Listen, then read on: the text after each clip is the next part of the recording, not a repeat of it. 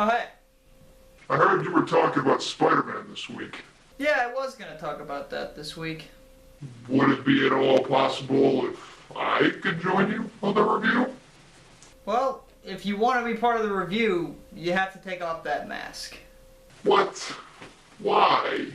Because the voice changer throughout the whole video on and off again would just be irritating. Nah, whatever. It's not worth it. I'll catch you around. Fine, have it your way. But we're not doing your idea.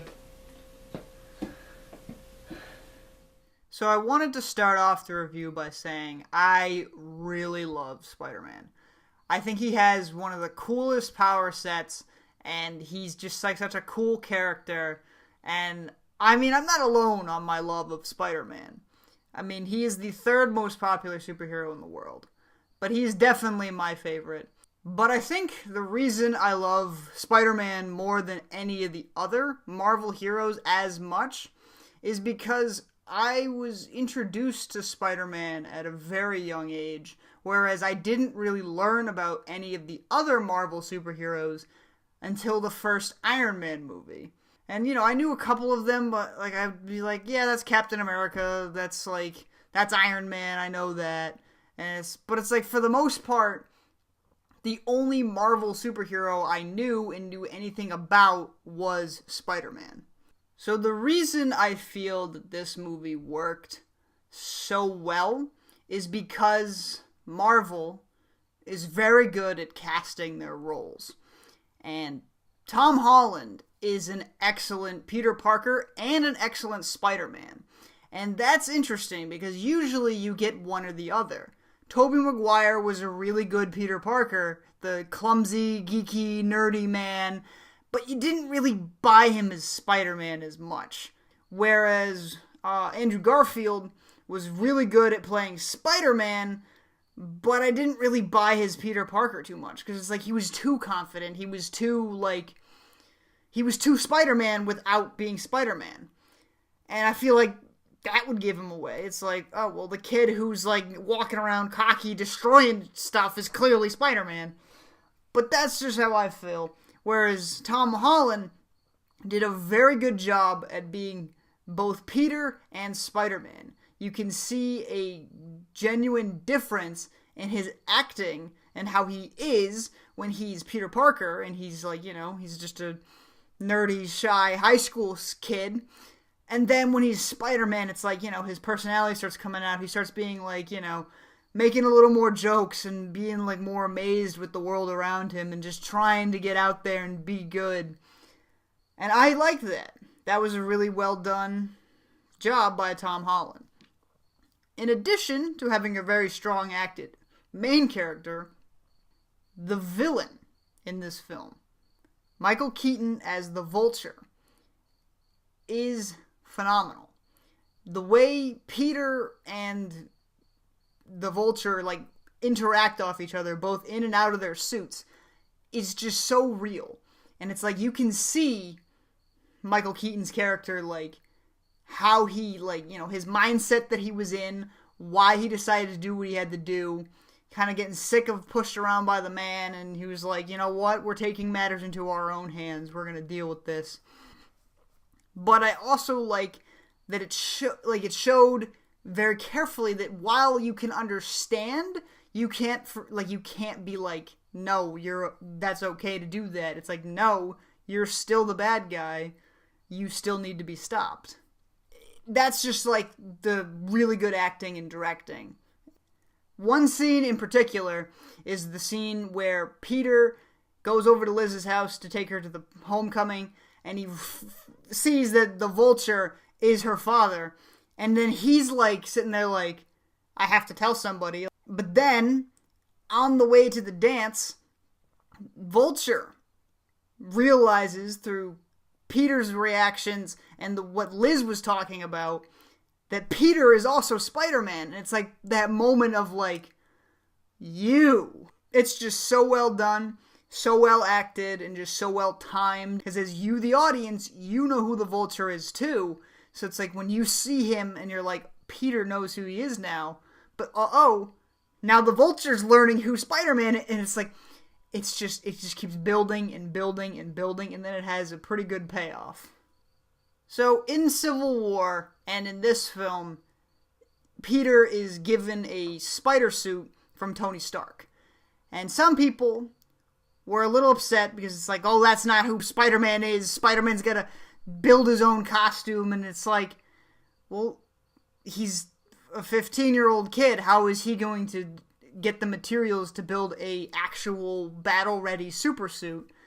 And Tony Stark is the kind of person who would see the potential in this kid and be like, yeah, I'll I'm a billionaire. I'll throw down a couple $1 million to make this kid like an actual suit. I like the super suit. I really do, because it adds a level of dependability to the character.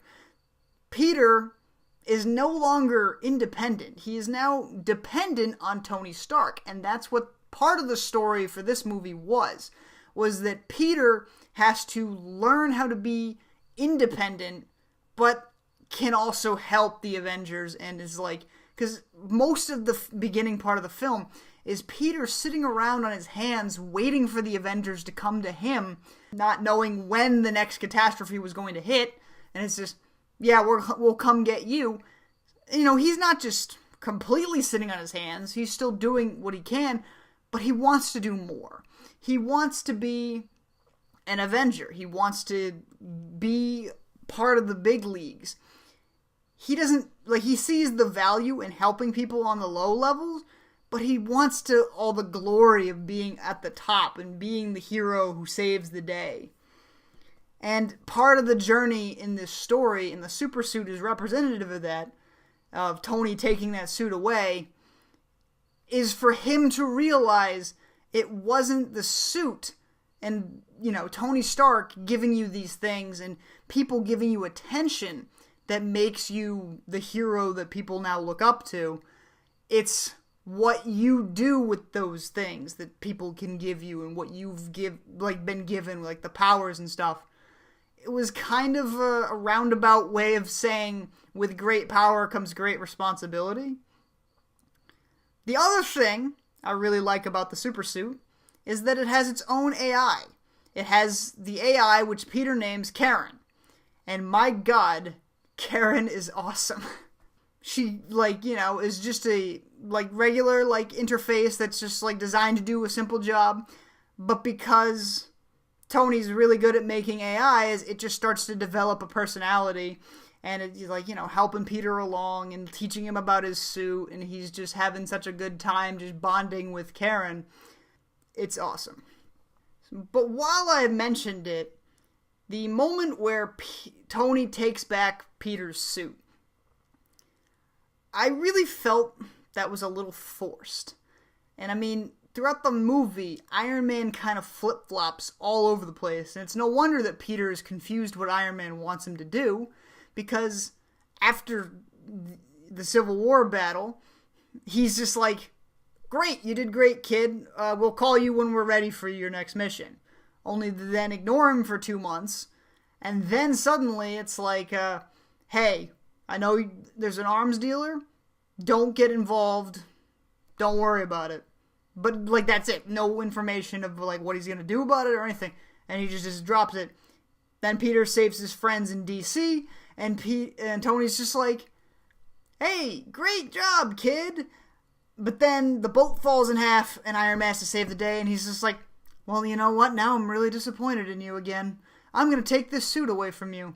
And then at the end of the movie, it's just like, hey, we're good again. Here's the suit. I made you a brand new one. Oh, you don't want the new one? I'll give you back the old one. And it's like, no wonder Peter's confused. You're flip-flopping back and forth more than a pancake. I really think that moment where instead of Tony, yelling at Peter for, messing up with the boat splitting in half, and, I really think that would have been a stronger moment if instead of punishing Peter, but not telling him what he did really wrong, and just, being like, no, you don't deserve this. I really think that would have been a great moment to be, a teaching moment. We all don't go, things don't all go so smoothly out in the field. We all make mistakes. It's how you learn to adapt to those mistakes that we can grow and learn to not make those mistakes in the future. I really like the fact that in this movie, there's a lot of scenes of Spider-Man doing what you'd expect Spider-Man to do. He's stopping a bike theft. He's helping people with directions. Some guy sees him on the roof and tells him to do a flip, so he does a flip. I really love seeing Spider-Man do Spider-Man things. And he is just a kid, and he is just, prowling around during the day, seeing what crimes he can stop. And if there's nothing going on, he's just kind of hanging out. He's just kind of bored. And I do like that, because that's kind of the unflattering side of crime fighting, is that there's a lot of downtime. Throughout the film, Peter also constantly shows that he will do the right thing. He is a kid. He will be, almost peer pressured at certain points, but he always ultimately does the right thing. At the party, he could have showed up and been Spider-Man and basically made his high school life way easier and immediately been one of the popular kids. But while he was on the roof deciding whether or not that's what he really wanted to do, or if that's just something that he wanted to do in the moment, he sees an explosion in the distance, and he doesn't even hesitate. He realizes that his personal life is not as important as being Spider-Man. While it might be nice to have a better personal life, he realizes that someone right now might need help, and he needs to get over there. I really think that another piece that shows how strong his character is in this movie is at the end, when the Vulture is constantly putting himself in danger. His wingsuit's going to explode. They're on a beach surrounded by fire after a plane crash. Even though Vulture knows who Peter is, and he doesn't have the super suit to survive, to know that he'll survive, he still risks everything to save Vulture. To Peter, he doesn't want to lose a single person while he's Spider-Man, even if that person is a villain he's been fighting for weeks and knows his secret identity and very well knows that Vulture could tell everybody and his secret would be gone. That doesn't matter to Peter. That shows that his character and what he believes in is very strong. In terms of little side thoughts that I had just throughout the film, one of which was that Happy is way too calm about Peter telling him about this super dangerous arms dealer that's going down. And he's just so? What do you want me to do? Call Iron Man? It's not like he's standing right next to me.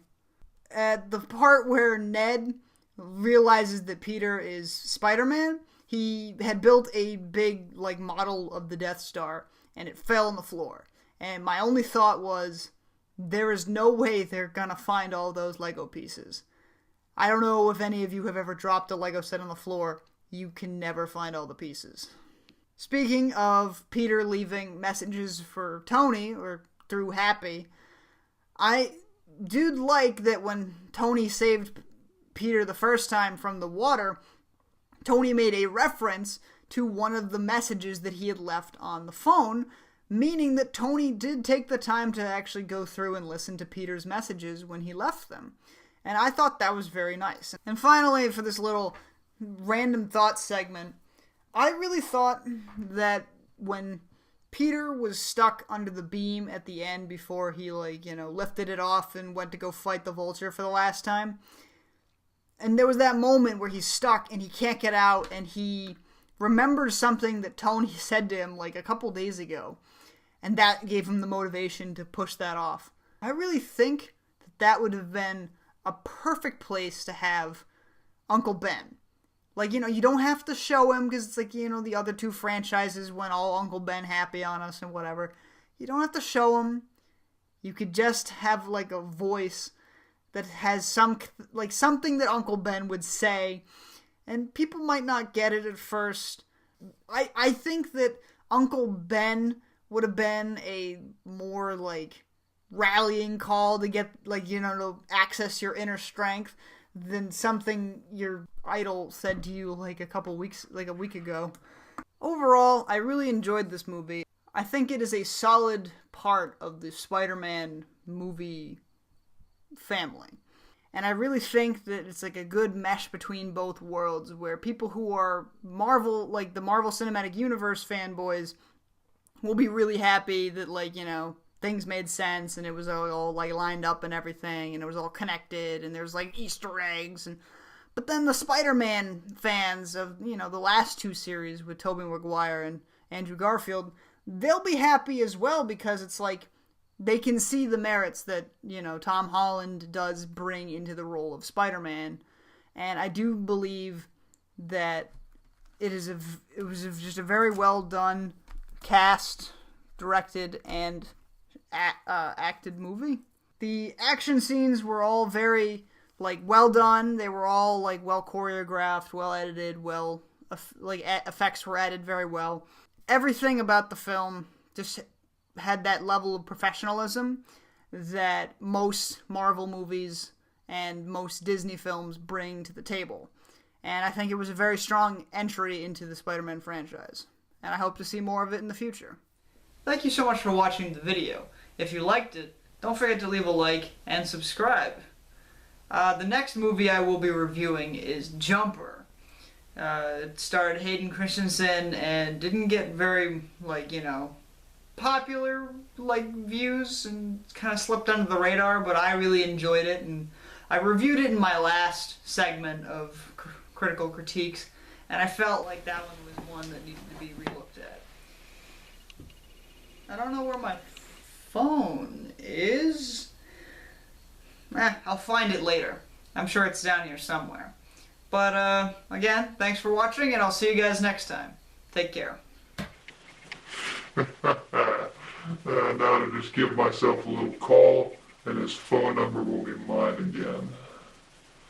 It sounds like he's wrapping up the review. I'm gonna get out of here.